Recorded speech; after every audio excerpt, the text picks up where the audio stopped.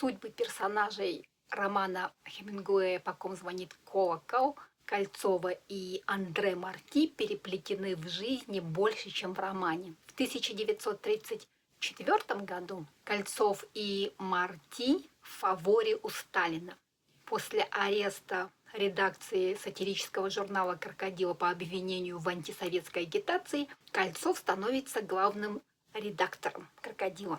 А в это время в честь Андре Марти переименована бывшая императорская шхуна «Штандарт». В 1936 году начинается Испанская гражданская война. В начале 1937 года Марти вместе с двумя мексиканскими товарищами, которые на самом деле были советскими товарищами, создают управление контроля и безопасности. Управление отвечает за мораль интернациональных бригад и за борьбу с троцкистскими провокаторами и дезертирами.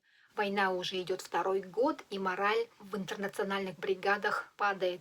Чтобы поднять дисциплину, перед началом одного боя решением управления расстреляны 10 немецких воинов-интернационалистов, которые подстрекали остальных то ли к дезертирству, то ли к попойке. В апреле 1937 года Кольцов отозван из Испании в Москву для доклада о положении дел. Прощаясь, Сталин то ли в шутку, то ли всерьез спрашивает у Кольцова, есть ли у того револьвер и не собирается ли он застрелиться.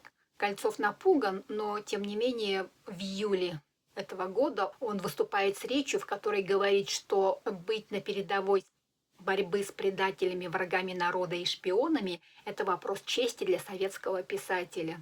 Упомянутая Кольцовым в речи «сильная рука, без дрожи карающая врагов» настигает самого Кольцова уже через год. Добавляя к претензиям Сталина к Кольцову, Андре Марти пишет донос на имя Сталина и называет Кольцова троцкистом. В сентябре 1938 года, когда Кольцов был в Праге для освещения встречи Гитлера и Чемберлена, он встречается в ресторане со своим знакомым британским журналистом и разыгрывают шуточную сценку, где изображает себя как клоуна, который не может удержаться от опасных шуток даже перед лицом трибунала. В декабре 1938 Кольцов арестован прямо в редакции «Правды» безо всякого ордера на арест. Ордер на арест будет выдан задним числом. Кольцов обвиняется в принадлежности к антисоветскому заговору и, по иронии судьбы,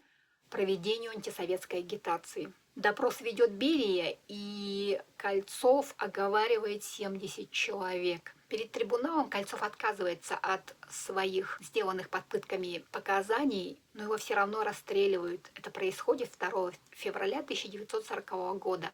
А в октябре 1940 года выходит роман Хемингуэя «По ком звонит колокол». Для Сталина, который проводил в это время чистку страны, антифашизм романа значил гораздо меньше, чем борьба с ненадежными элементами и прочими врагами народа. Хотя гражданская война в Испании к этому времени уже кончилась, и интернациональные бригады были расформированы, образ мясника Альбасетти, как Хемингуэй называет в своем романе Андре Марти, не соответствовал пропагандистской идее интернациональной борьбы против фашизма. Поэтому в 1941 году Управление пропаганды и агитации, которое отвечало за идейную подготовку партийных кадров, контролировало печать и литературу, запрещает издание романа Хемингуэя в Советском Союзе, а Андре Марти посещает Советский Союз. В 1948 году Андре Марти испытывает свои отношения со Сталиным на прочность, когда в «Юманите» опубликовывается его статья с критикой ВКПБ и лично Иосифа Сталина. Сталин реагирует незамедлительно, и бывшая императорская яхта, которая носила имя Марти, быстренько переименована в АКУ.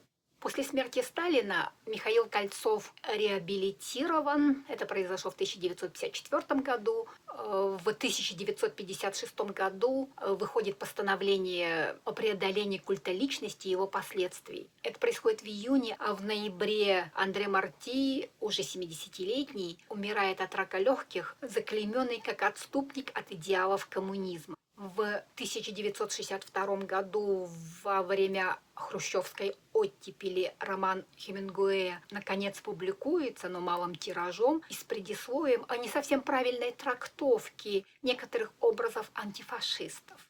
Массовым тиражом, но все еще с купюрами, которых было там около 20, роман выходит в 1968 году, в году Пражской весны, когда была сделана попытка придать социализму человеческое лицо. Сам термин «враги народа» исчезает из Конституции только в 1977 году.